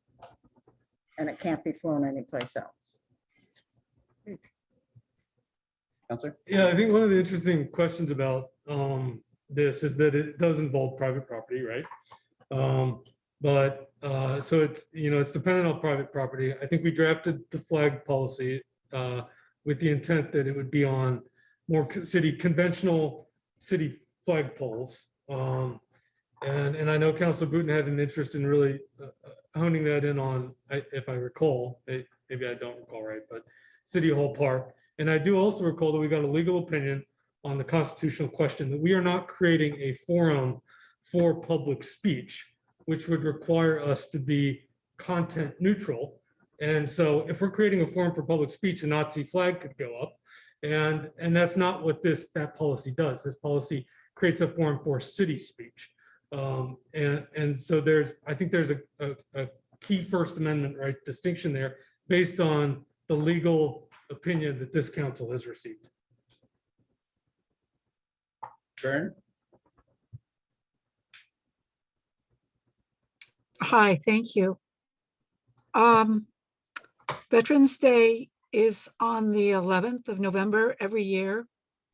And so I question, and I'm sorry, this has brought up a lot of people's feelings, and it's sad to hear us be in such having such difficulty with our conversations. But I would ask that if people are going to make requests or organizations, that they do so in a timely manner. This request could have been made a month ago. And so much of what people feel is last minute is truly last minute because it wasn't made in a timely fashion. So I just hope that we can encourage people, unless something is an emergency or it's a vital, that city council not be put in this position to have to try to sort out and figure out all the fine points and the details in a meeting. It's 8:40 and that you have negotiations to deal with later on. I thank you all so much for having this discussion. And I can't tell you how much I appreciate you all. And that's all I wanted to say, is just please not have the drama of something being last minute. And Steve, this isn't about you. This is about the applicant not making a timely request. And just for clarification, the request was received a couple weeks ago. The staff have been working to make sure that all the provisions were being met. And that's why we're here tonight, because these are a couple of the provisions that council or that staff had questions on, that they wanted input from council on before making the decision. And that's why we adjusted the agenda for that to be. Yeah, just to be very clear about the timing so that nobody fabricates some other scenario. The request, my recollection is the request came in on Friday, the day the agenda was being published for the 2nd, but it came in after the agenda was finalized. I'm sorry, after the agenda for the 26th. So there wasn't time to, not only was there not time to get it on the agenda, the application wasn't complete, not necessarily through no fault of the applicant, but because there are a lot of supporting details to pull together here. We did not plan to have, in fact, I've been working on it quite a bit off and on for the last week as pieces have been coming together. We did not plan to have, council did not plan to have a meeting this evening. The only reason we requested there's a meeting this evening is I requested to go into executive session briefing with the council, which I thought would have been over by now, and it hasn't even started. And out of necessity, the application had to wait until the 9th. Jesse, you did have your hand up, so I wanted to make sure that you had a chance to Yeah, speak. I just want to say that not only does this seem political, but I think that some of these maneuvers around like, oh, well, what about the insurance policy? Or, well, who will be responsible to raise that? It actually is just like red herrings thrown out there to monopolize our city's public meetings. You know what I'm saying? So I mean, I think that's part of the frustration here that you guys are dealing with in what's creating this. I mean, the reality is, I mean, after we get done with this, well, let's talk about the string that the flag gets on. Let's talk about, this other little detail. Like it eventually, it just turns into like a total forum for political back and forth, which just it seems like it's wasting you guys' time. Thank you all for your service. Yeah. And so the string was already discussed once. So just so you know. And I think that's why the manager thought these were 2 quick questions and it turned into this long debate. So, right, sometimes what we think is going to take a very short time period can take much longer. So, Councilor Hamrick. Yeah, and to me, this is a question to table because, or defer to the next meeting, because if we're authorizing Public Works to do this, we're authorizing the flag. And I know I missed the last flag conversation. I was visiting my mom. It's the first time I had seen her in about a year and a half, 2 years, in a remote cabin in Canada. I was off the grid. Some nasty people online accused me of politically missing that meeting. It was absolutely false.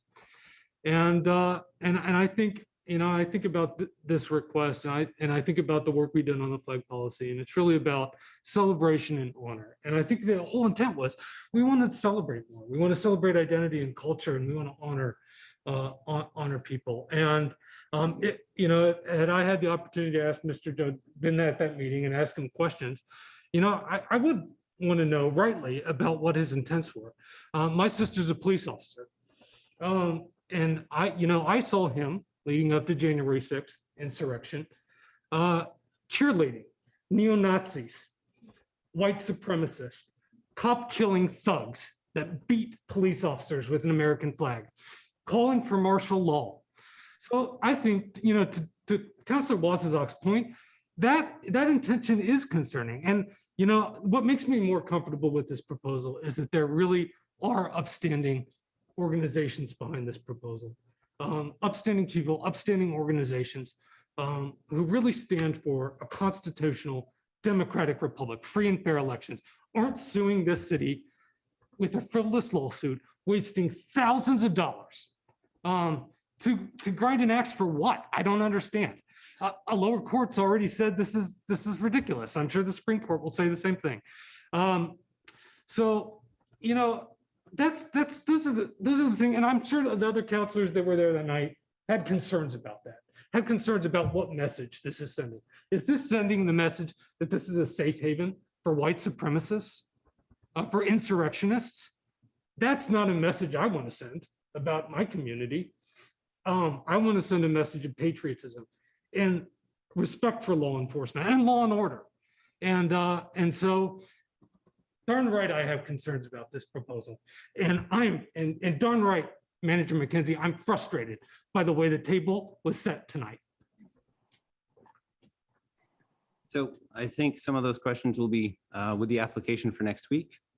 And so what I hear from council is that basically, if it is a city flag, we're going to be using city staff to do a city request. So Tom Lazon. Good evening, Mr. Mayor. How are you? Fine. How are you doing?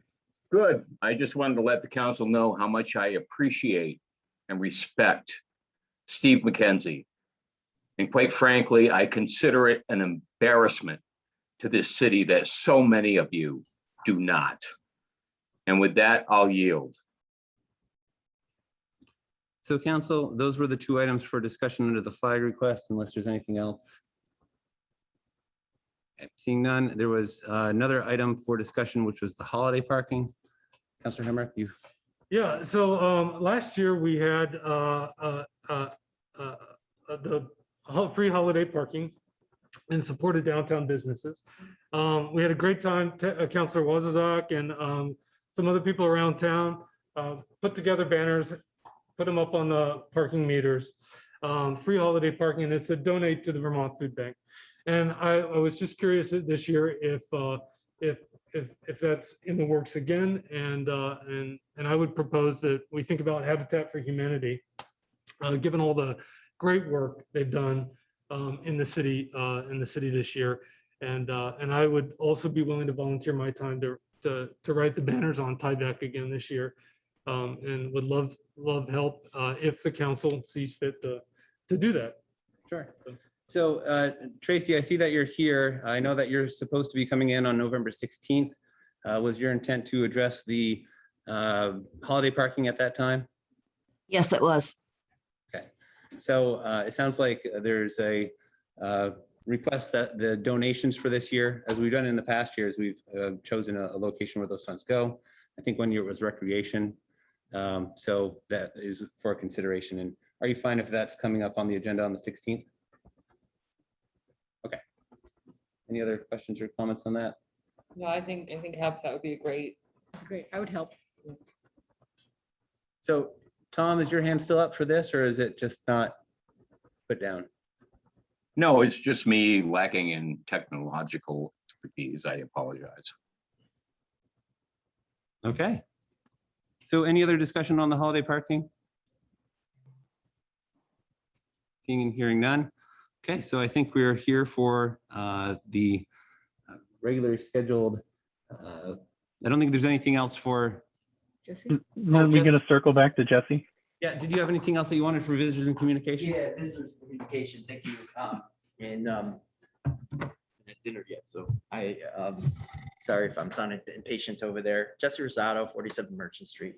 Listen, I brought this up, and this is, will be pretty easy for folks to digest. I brought this issue up in our neighborhood. The parking on one side of our street was taken away, like the whole on Merchant Street, the whole length of the street between like the top of the hill and Warren Street. On the right-hand side, if you're exiting the city, was all just painted yellow, and the parking was taken away. And signs were hung, no parking anytime, such and such. And that had never been like that in our neighborhood before. I came to city council a good while ago. It was during the pandemic, and I believe it was when you guys were talking, just to give a time reference, when you guys were talking about the chicken policy. So just so you guys might spark your memory. Which time? I mean, Yeah.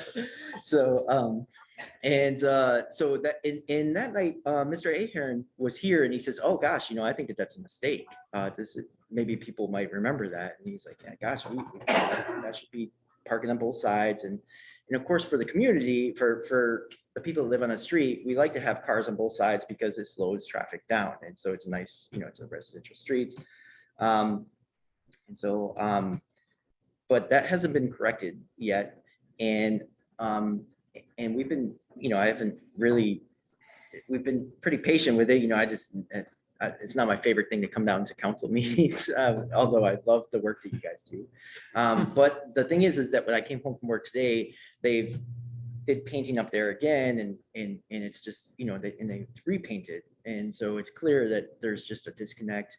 And I'm just wondering, like, is there something we can, can we get to, because I know that we got people retiring and different things. I don't want folks to forget, like, that our parking has been mistakenly taken away.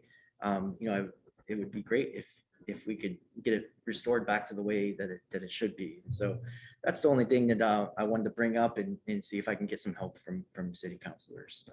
sure. And I'm just gonna, because you're on transportation advisory, has this been discussed at all at that venue? Okay. So Steve, can you look to follow up to see if there was anything discussed or to follow up with Bill for Merchant Street on the parking on both sides of the road? Yep. Okay. Thank you, guys. I appreciate it. Okay, thank you. Michael, did you have your hand up or no? Okay. No, just apologize that it took this long to get to that. Okay, so council, we are on to the executive session portion of the agenda. I do have, and it's just short for personnel along with the negotiations. And really it's just to inform you of some personal stuff. So I was sent an item just to make sure, because sometimes with the executive session, when we go into it, people are not always aware of why we do it for 2 votes. So I just want to make sure I read this off the way that I think. You could, my laminated card is in my drawer, if that would be helpful. Is that fine for, is he up there? Scott, he's up there. Yeah, Scott, is it fine just to do the regular one or do you need the specific one? You need to make a finding first. Yeah, so I'm just going to go through what was here. So council must first make a specific finding that it is appropriate to consider going into executive session because a premature general public knowledge of the issues to be discussed would clearly place the city at a substantial disadvantage. And would a member of the council make the motion to go to executive session for negotiations and personnel? So moved. Everyone wants to be the second. Second. Moved and seconded. Any discussion? Hearing none. All those in favor, please signify by saying aye. Aye. Opposed, nay. Okay, and now we'll look for a motion to go into executive session. We would invite our HR director, our acting police chief, our city manager, and the labor attorney, Scott Cameron. So moved. That was Teddy. Moved and seconded. All those in favor, please signify by saying aye. Aye. And opposed, nay. Okay, thank you very much. We'll go through the process. Just so you know, that's exactly what the language is that's on. the- Yeah, I thought so, but it was sent to me in an email and said, can you please? So I'm obliged. Steve, this is where I have to set up. I'm assuming no action. No action. Good. So do y'all need any Breakout assistance? group. Yep, so you'll go to set up breakout room and then you'll assign manually. Oh, I'm muting the big mic. I'm not. Need like 5 minutes to let Bosco out. He's kind of prancing around funny. Yeah, we'll start when you get back, Michael. Okay. Do do I need to name it? No, assign, okay. No, so- assignment. Michael, stay right there for 2 seconds, just so you can join the breakout room, or else your invitation will go away. Sorry. So then Jake, you're gonna bring your That's assignment. Michael, Scott, Steve, Teddy, right? Is that it? Yep, as well as the CC system. CCTV studio? No, CC CC system. system. Yep, Got it. Thanks for walking me through this. no problem. And then I say add a room or Yep, or create room or whatever. open all rooms. Would you also please include my phone connection, because I'm having some trouble here and I keep breaking up and losing the video connection. Is that the 793 number? Yes, it is.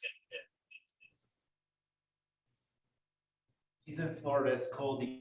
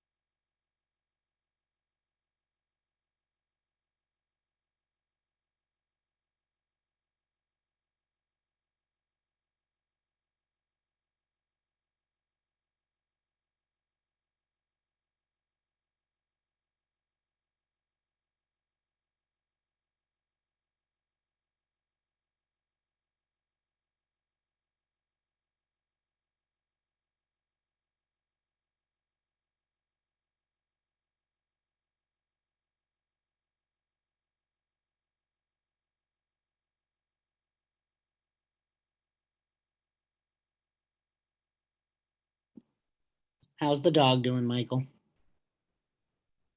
He's doing well. He went outside and went potty, and now he's fine. Oh, Mr. Mayor, somebody from City Council has to unmute the central system. Do, do, do, do, do, do, do, do, do, do, do. Thank you, Rick. $4,000. This is when you don't want to be Okay. hearing that, right? So it is Oh, yeah. 9:37. I'll look for motion to come out of executive session. So moved. Second. Second. Moved and seconded. All those in favor, please signify by saying aye. Aye. Opposed, nay. And there's no action. And then I'll look for motion to adjourn. So So moved. moved. Second, third. Okay. All those in favor, please signify by saying aye. Aye. Opposed, nay. Yay. Thank you very much. We are adjourned. Good night, folks. There's no round table. No, there was no round table. Waiting for the round table.